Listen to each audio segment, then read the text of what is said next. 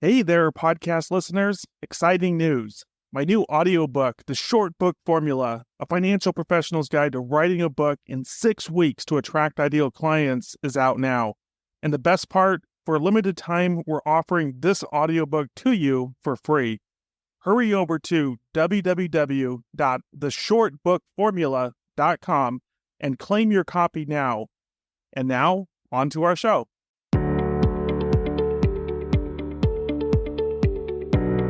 Welcome to another episode of the $1 Million Producer Show. I'm your host, Paul G. McManus. Today, I'm thrilled to have Tony Maree Torrey with us.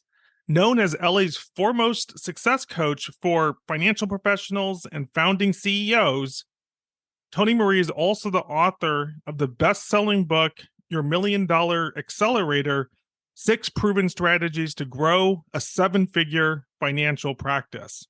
With over 20 years of experience, Tony Maree has guided a diverse clientele, including financial professionals, CEOs, athletes, and even celebrities, all committed to making a meaningful impact. Her unique approach combines business coaching, insightful psychology, and sharp business strategies, empowering clients to make more with less effort. This method not only accelerates business growth for her clients, but also leads to personal and professional fulfillment, helping them author best-selling books and build financial empires. In today's episode, we'll delve deeper into your $1 Million Accelerator and explore the valuable insights she provides to financial advisors through her work. Welcome, Tony Maree, to the show. Hi, Paul. I feel so fancy with that introduction. I know. So happy to have you here. And for our listening audience, just for our audience to know, I've now known Tony Maree for close to 10 years, I believe. I just can't believe it's been that long. We've definitely seen each other go through some really exponential growth spurts over that time and helped support each other in doing so. So it's been a really rewarding relationship we've had so far. Yes, absolutely. And I'm glad that we do any number of things together. We're colleagues, we collaborate, we do projects together, we mastermind together. So we know each other pretty well. So it's my pleasure to feature Tony Maree on today's show and really dive into her book and how she helps financial advisors grow that 7-figure practice. I guess just starting out the conversation, Tony Maree, LA's foremost business success coach. Tell us more what that's all about. Yeah. So I began my coaching career in 2002.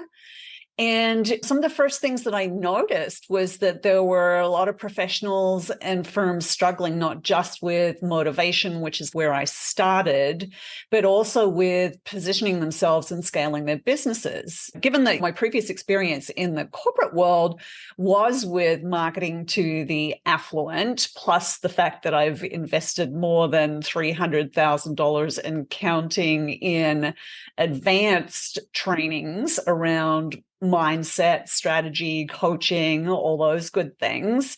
I just discovered that my clients needed help getting fast results. The truth is, I'm actually not a terribly patient person, and speed of results is something that's really important to me. Eventually, people in the financial services industry started finding me. I had the privilege of working with some very high-level people that have communities and audiences of their own, helping them transition into billion-dollar practices, but also just helping people transition from 6 to 7 figures, which is really more common. And so between that, I think, and the fact that I have worked with some celebrities and some athletes and stuff, I live in Los Angeles, even though I have a funny accent, I actually do live in the US.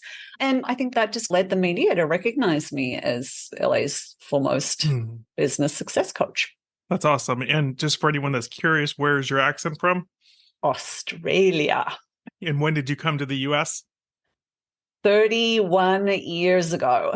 I need to comment on one of the things you said about being impatient and helping your clients get rapid results. And I'm not only Tony Maree's colleague, I'm also a client. And I have been multiple times over the past 10 years. Anytime I'm dealing with some challenge that I'm not able to work through on my own, she's the person that I call typically to help me get through whatever roadblock I'm facing. And not to get into too much detail, but I would say about 8 years ago or so, I was dealing with a business dispute, we'll call it. And this had me totally derailed. I was obsessing about it. I was extremely unhappy about it. It was impacting my day-to-day productivity and work. And this was going on for, I want to say, 6 months to a year. And I finally reached out to Tony Maree. And I want to say within 2 days of intense work with you, I went from completely stressed out over the course of a year almost to completely free of what was bothering me and able to move forward. And so when you say that you're impatient and you want to get results fast, you really mean it. Yes, I do. It's like every quality has its light side and its dark side. I try to bring that quality to the light as much as possible. Also, just to point out to our audience, when she says that she's invested somewhere close to $300,000 in her own personal self-development and training on an array of advanced techniques and modalities that really do go deep. The best analogy I can use for her, and I'm going to throw it out there, and you may or may not like this, but I'm going to throw it out there for our listening audience, is that if anyone watches the show Billions, is it called Billions? It's been a while. Billions with a B. I think it's on Showtime, and it's about essentially a hedge fund manager, I believe, Bobby Axelrod. One of the key people as part of his team is his internal coach, and I forget her name at the moment, but anyway, Wendy Rhodes, there we go. And for anyone thinking and trying to just put a concrete picture to this, Tony Maree is essentially the Wendy Rhodes to Bobby Axelrod. Would that be a fair assessment? I have definitely heard people make that correlation before. I think Wendy got a little lost in the weeds in further seasons, so I don't know that I want the complete correlation, but I do like to hope that I am as effective in what I do in supporting people get what they want in the most ethical ways possible. 100% underscore ethical. There we go. All right. Tell us about your books. What is your book? When did you write it? When did you publish it? And I'm going to throw out there that this was, in fact, an Amazon bestseller. And what's interesting is that a lot of people will try to game the system on Amazon and different things and claim bestseller status. You are a legitimate best-selling author because there was no funny business going on. You hit number one in a very legitimate way. So you have a number one best-selling book. So just take us back, big overview. What's the book? What's it about? And we'll go in from there. Absolutely. I just have to say that it's only thanks to you, Paul, that I even know that it's bestseller status, because Paul and I were actually on a Zoom call. I'm like, he knew that I'd published the book. In fact, I had COVID when I published the book. It was a bit grueling trying to get everything done and sorted and not feeling well at the same time. And we were having a conversation and you looked it up on Amazon and you were the one that noticed that it had hit bestseller status. That was very exciting. I was still just in recovery, just and not really paying attention. So that was great news given the suffering I went through to release the book. And it's called Your $1 Million Accelerator, and it's about helping financial professionals build a 7-figure financial practice. And it's really based on 6 core principles that I'm sure that we'll dig into a little bit further in this interview.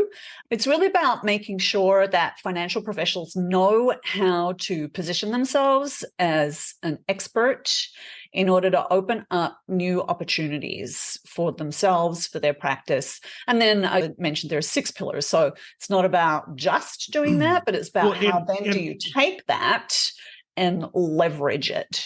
Yeah. So let's break this down one by one. In terms of establishing yourself or establishing your expert status, why is that important?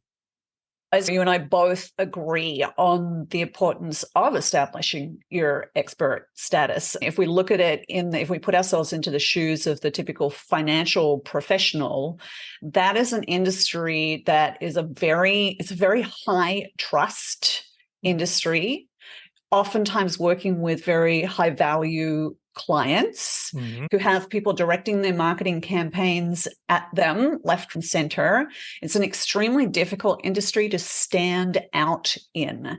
And so one of the things that's truly important is making sure that you set yourself up as a trustworthy authority, a trustworthy expert, and that you hone your messaging to a specific group of people. People don't do business with generalists anymore. They do business with specialists. In terms of how to establish your expert status, is it books? Is it podcasts? Is it something else? What is your go-to recommendation for advisors who are looking to establish that expert status? I don't want to say quickly. I think it takes time overall, but what is your go-to move for them?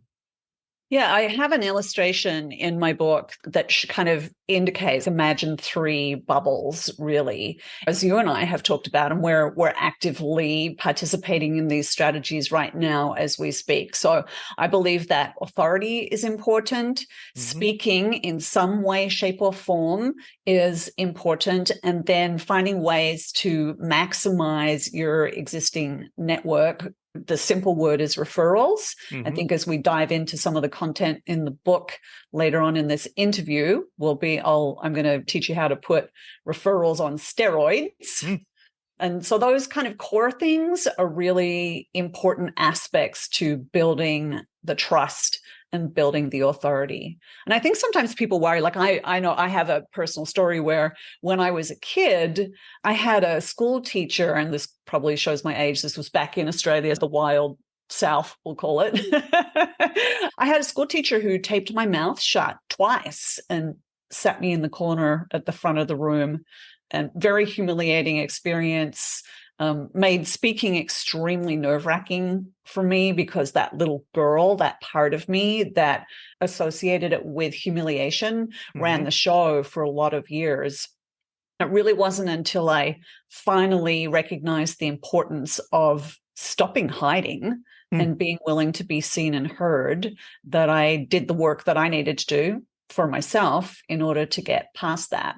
And one of the things that I know and I recognize is that we don't have to be perfect at this. I think that's one of the things that we all have a tendency to put upon ourselves. We want to be like totally picture perfect and say all the right things and not trip over our words and all that stuff. But the fact of the matter is that it makes us more human and approachable. Yeah. I know one of the things that you do in terms of helping financial advisors establish that expert status is you help them write and publish books similar to what I do. How effective a method do you find it? How useful is it for an advisor to become a published author in your mind? I consider this to be the cornerstone of an overall business building strategy. There's a number of reasons why we want to do that. We just talked about the trust mechanism. The kinds of books that you and I help our clients write are what are known as short, helpful books. And we do that for a reason, because everyone's busy. It's hard to get people's attention. And when you deliver a short, helpful book, either into someone's inbox, an electronic version, or we also deliver our books physically to people, when you make that kind of content available to them, it gives them the opportunity to essentially sit down with you one-on-one and start building a relationship.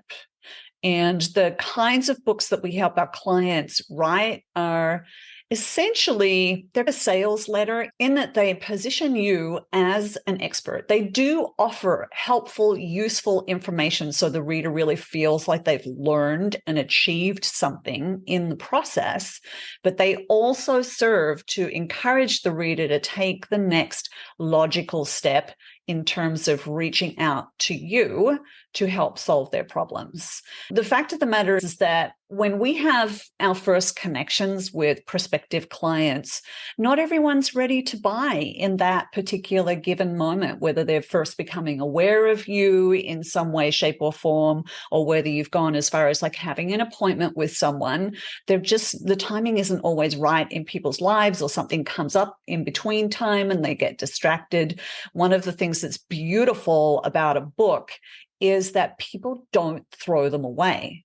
And with the wonders of Amazon fulfillment these days, you can get a book in someone's hands for less than what I personally have paid for expensive business cards over the years. So it's such a win. And this is something that really genuinely wasn't possible in the past, but it is now. Something you mentioned earlier that I want to touch upon is that you mentioned the combination of speaking, writing, or authoring a book and referrals, and we'll deep dive in different ways in how it relates to your book. But one of the things I want to point out here is that what we're doing here is essentially, to me, the synergy between those three things at a very high level. In other words, you wrote a book and I invited you to speak on my podcast because primarily you wrote a book, right? I could have had you on my podcast before. The impetus to invite you to do this is that you have something new to share and to teach, right? It's amazing the doors that open up when you start with a book, the speaking opportunities that come, whether it's in person, whether it's online, such as podcasts, webinars, etc. The synergy just starts really happening much more so than if you were to only write a book or only speak. And I would add to that, the third element of it, which is the referral, is that, for example, this is my podcast. I've invited you as a guest, and we have hundreds of people, hundreds of financial advisors that listen to this, a referral at scale. People are getting to know you, they're learning your expertise, how you might be able to help them, etc. And it's that synergy between those three things that I'm finding and have found over the years to be the most powerful. With that setup, if you will, feel free to react to it or take that. And how does that go back to the core content of your book and the 6 different strategies that you outlay in your book? Absolutely. You're exactly right. And this is those principles in action that people are listening to right now. So really, the way I break it down in the book is I have 3 pillars, essentially, that we want to build a business through. I consider this book to be essentially a business in a book. It really is the roadmap for the various steps that any financial professional, to be honest with you, other business owners as well, but specifically for financial professionals, the steps that you can take to really build out a solid, reliable practice. Isn't that what we all want? So the principles are, the first pillar is attract, the next one's convert, and then the third one is accelerate, because of course we absolutely want to bring the business in the door. Once that opportunity comes in the door, we want to be skillful in actually having our conversion rates increase. It's really interesting. Most of the financial professionals I know, they don't track their conversions. It's like I ask them if they know what their conversion rate is. Usually they pull it from the ceiling and it's an imagined one. And with the clients that I work with one-on-one that hire me to coach them to build their businesses, when we start actually tracking that, it can be a bit of an eye-opener. And so there's a skill deficit there quite often, even with tenured financial professionals, I've noticed in the conversion phase of things. So the book spells out how to audition, and I call it auditioning because I really want to make sure that people feel like you are in the decision-making seat. And it is not just you trying to please and attract prospects. The whole idea of the attraction phase is to find your perfect future clients, become a trusted authority. And so by the time you are on phone calls with people, they are super keen to work with you. And then you can decide whether they fit into your future client category or not. And we have clients come back to us and say, wow, I had this phone call with this prospect, and they were saying words like, if you're willing to work with me, we really hope you'll be willing to take us on, things like that. It's really turning the tables on the conversation. And then, of course, this high value one-to-many is a really excellent way. And there's a bunch of different ways that you can make sure that your message, your news is spread wide and far. Obviously, there's leveraging social media in skillful and efficient ways, so you don't spend a lot of your time doing it yourself, but we set things up. One of the things that I love about doing a book, becoming that trusted authority, is that it does force you to sit down and think through what it is that you stand for, what the solutions are that you're providing people.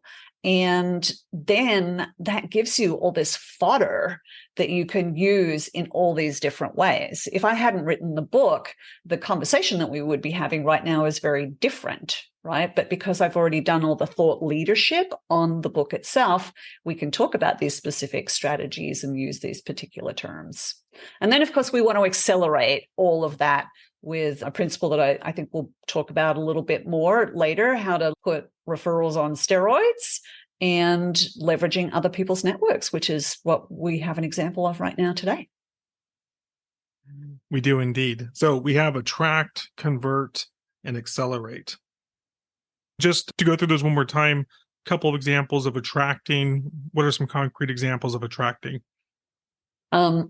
Becoming a trusted authority. So I really genuinely believe that the book is one of the best ways you can attract prospective clients. As we mentioned before, gives you an opportunity to sit down with them, go in relationship with them for an extended period of time as they sit and read your book or as they listen to your audiobook. We like to make an audiobook available as well, just to keep things accessible to people. Yep. And then, of course, typically with our clients, what we do once the book is created is we build a system. So we leverage LinkedIn most often, just because financial professionals, it's really the best place for them to find their target market, to find their ideal clients. And we build systems. We leverage cloud-based technology that plays very well with LinkedIn, that cannot be spotted by the LinkedIn algorithms. So it's a safe way to semi-automate all these activities and interactions, ways to grow the client's audience on LinkedIn, set up their expert status. We usually do like a LinkedIn newsletter. We employ various different methodologies to make sure that their posts and their articles get a lot of eyeballs on them. There's a lot of moving parts, but the good news is that when you've done this originating thought leadership with the book, then it's possible for our teams to do that work on behalf of the advisor. That's one of the things that's like super important, is freeing your time up to do what you're best at, being the genius in your business, and not spending a whole bunch of time spinning your wheels going after business. Yeah, I find that it's a little bit almost delayed gratification. So a lot of advisors, when they first come to me, and I'm guessing you, is typically they want more leads, they want better leads, etc. If you look at what you've always done and you just repeat that, you're going to get the same results. And so, to your point, the book, it not only establishes the authority, but it really becomes the blueprint of all the marketing that's going to follow from it, right? And so you mentioned LinkedIn and the different ways you can use LinkedIn. If you have the book, guess what? You already have the content for blog posts, for newsletters, for emails, for all these different things. And essentially what you have is a track to run on. I find so many times that people will come to me and they say, hey, my FMO or my marketing organization want me to promote something this quarter. I got this really cool brochure. How do I get people interested in this thing? And quite frankly, other than your existing clientele, that's extremely difficult to have that short of time frame and try to take someone to complete stranger, cold market, and get them interested, attracted, and then converted into some I don't want some uncommon, maybe not uncommon, but something that, something that they don't, something that takes a little bit of salesmanship, a little bit of education, but fundamentally it takes trust, right? Because people buy you as much as they buy the solution. And so it's critical to have a long-term plan that's thought out in advance and that you can create the right marketing and attraction funnels for it. And that, I'd say the minimum is a year. You want to think in year blocks versus quarterly or shorter than that. I'd love to have you react to that or expand upon that. Yeah, absolutely. And I just want to call out one of the things that our listeners might be wondering about is the fact that you don't have to do this on your own, right? Like one of the things that you and I both do with our clients when they do sign up to create a book in conjunction with us is that we coach them. They go through coaching sessions to help tease out that information it's already there. Your genius is already there. If you've been in business for any period of time, you actually do, a lot.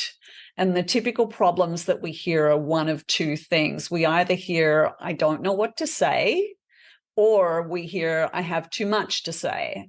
And so either way, people usually need support with that. When you wrote your books, when I wrote my book, we supported each other with that because we too suffer from the same problems, right? So getting to the point where you're motivated, where you've got someone accountable, someone that you're accountable to in order to get things done. Then once you've done that, so yes, there's an initial effort involved. Won't say that it's like super, super duper easy, but it's not hard. And that's the thing. Once that initial effort has happened, then everything else just flows smoothly. It accelerates from that point. And that's one of the reasons why I love that word. Yeah, 100%. I like your point about either sometimes people have too little to say or too much to say. And I'm working with a client now who's extremely accomplished. And in his case, we started not with one book, but with a package of 5 books, because there's any number of topics that he wants to get into, which is fantastic. He has that experience and those different ideas. And I think overall, whether you start with one or you have a vision for multiple books, the idea is to get started, to not go alone, and to get help by an experienced guide who can, I think, one, give you fresh eyes. It reminds me of a client experience I had this year with someone. I'll call him Jim, not his real name, but he came to me. This was his 3rd book, I believe. He wanted to essentially create a book that could help him target decision makers that would make a decision on 401ks and things of that nature. And the first thing, he brought me the brochure for it, he showed me the website. I just couldn't, because I'm not an advisor myself. I work with advisors, but I'm not an advisor myself.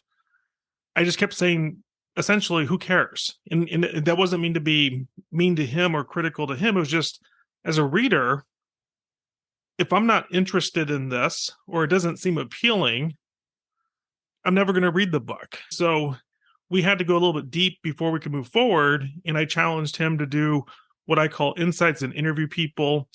Interestingly, he would interview people at his company, and it was the same thing. I'd listen to his recordings. It was so jargon filled that I listened to them speak about it, and I came back and I said to him, who cares? And so it took a bit of, I would call it fresh eyes on my approach and just that outside perspective to really say, okay, why would they care? And how can we make this compelling? Through that process, the book we ended up creating together, I think was a home run. It was engaging. It was story driven. It answered any number of concerns, questions. And if I was that decision maker and I saw that book, I would read it. I would be impacted by it. I'd want to take action as a result of it. I think you call out a really important point, which is You and I really, for the most part, even though I do occasionally work with a celebrity and things, but really we're essentially saturated in this industry, but we are not of this industry, which gives us a perspective that is different. Sometimes you can get so insular with what's going on that you can't really see the forest for the trees. And a specialized kind of book. Like, you can't really go to your average editor who doesn't understand the direct response marketing aspects of the book, doesn't understand how to take a prospect through a journey to have them draw a specific conclusion and take action. Really is like a specialized art form, actually, in order to be able to create something like this. And then, of course, to create all the aspects that go beyond that as well. 100%. I want to move forward into, you had teased earlier, and I didn't forget, about referrals versus putting referrals on steroids. And so I believe getting referrals is a very common practice that everyone is familiar with. From your perspective, how do you put referrals on steroids? What does that mean? I actually love the term active advocates. And I think this is the way, and that's actually the terminology I use in the book. It's one of my favorite strategies in the book, because it really does take referrals and put them on steroids, and it leverages all the other things that have gone before this. So essentially what we want to do, this is great for people existing in business, and it's great for people starting out in the financial profession as well. In particular, for those starting out, they don't always have a big book of business. What they really want to do is, if they have a happy client, they really want to be able to leverage that happy client as much and as effectively as possible. An active advocate is someone who's thrilled with the services that you've provided them, and they're impressed with your professionalism and expert status, and they know exactly who you serve and actively and easily promote you to their network. So the difference between this and a regular referral, this is something that people don't always know or recognize, but it's a very important psychological fact. And that is that if someone is referring to you, they are actually taking the risk of having their personal status either elevated or reduced within their own network. And that's one of the reasons why people resist doing it. Also, they usually don't know what to say. They don't know how to explain the benefits of what it is that you're doing for people. We have quite a number of clients who are insurance producers. And it's just, people just don't, as much as we love them, and we know, you and I know, the benefit that they can have for people and their finances, in the general population, people don't run around going, God, this great insurance provider, let me introduce you. It's not really a done thing. However, when we use all the pieces of the puzzle and put them together, in the book, I outline how it is that you transition a referral into a warm introduction and how you teach your clients to do that. I know myself, I've had plenty of clients over the years before I learned to do this for myself and train my people, where I told so-and-so about you and sent them your website link. And of course, I don't think I have once heard from anyone that has been introduced to me that way, just being sent to my website. I have a great website, by the way, with lots of amazing client testimonials and things like that. I can vouch for that. You have one of the best websites there are, but to your point, that's not the way to bring someone in. It's not the most effective way, that is for sure. So you want to increase your chances of doing that. You need to train your clients that when they're happy, they can effectively introduce you to their network. And when you're a published author, for instance, that introduction will automatically elevate their status within their network, because who doesn't want to introduce someone to a published author or a recognized expert?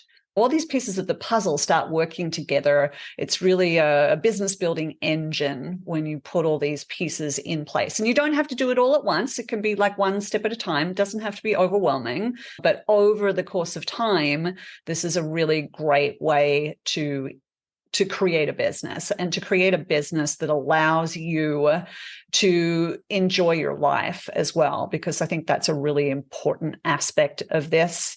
I think oftentimes people shy away from a lot of marketing activities because it's exhausting. It reminds me of just a recent client that my team's working with.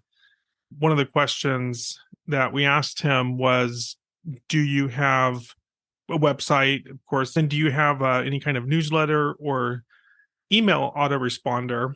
And the answer was, I have MailChimp, and do you use it? And the answer was no.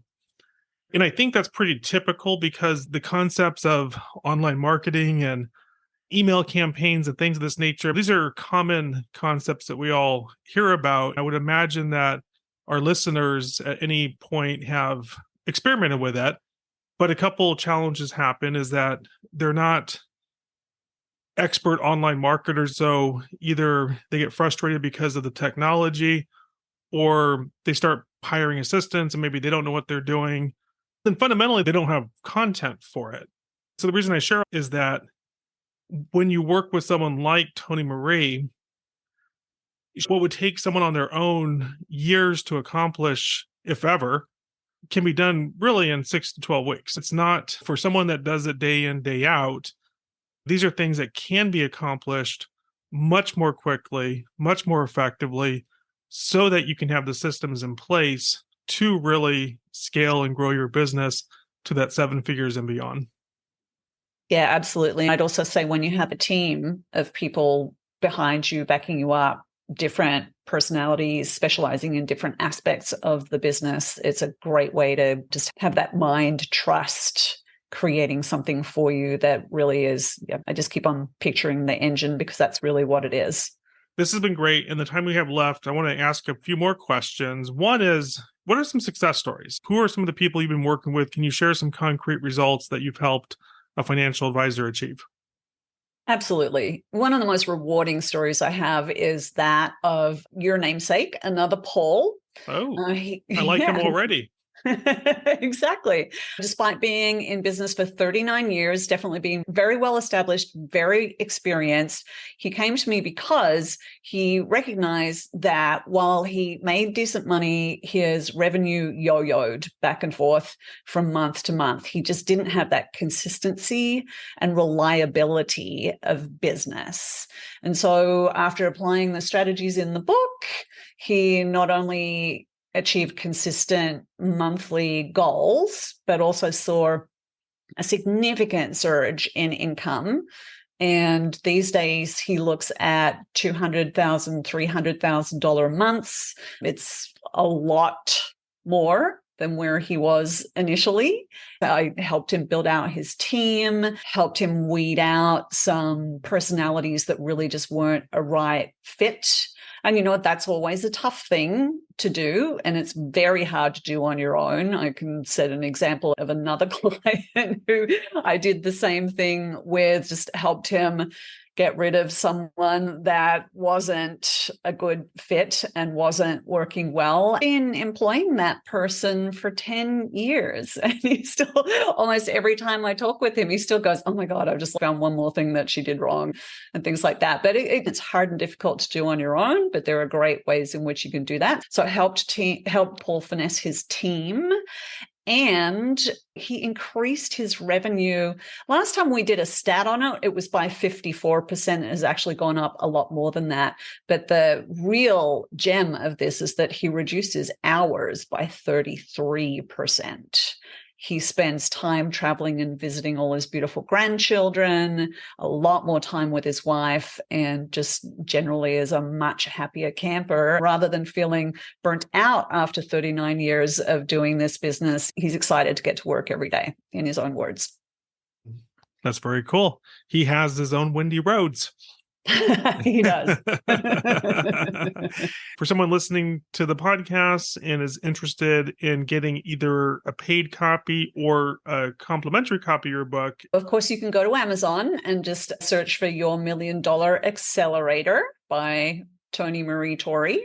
Or if you would like a complimentary copy of the audio book or a digital version of the book, you can just go to yourmilliondollaraccelerator.com. exchange your email address, and we will send you a copy of that right on over. I love the combination of listening to the audiobook, and then we also provide what's known as a flip book version on the page. And the book takes about an hour and a half to listen to.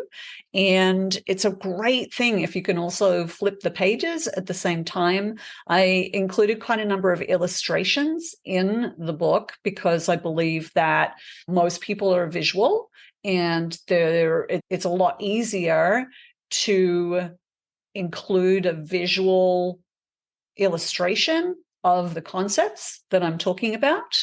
And it just makes everything so much easier and more understandable.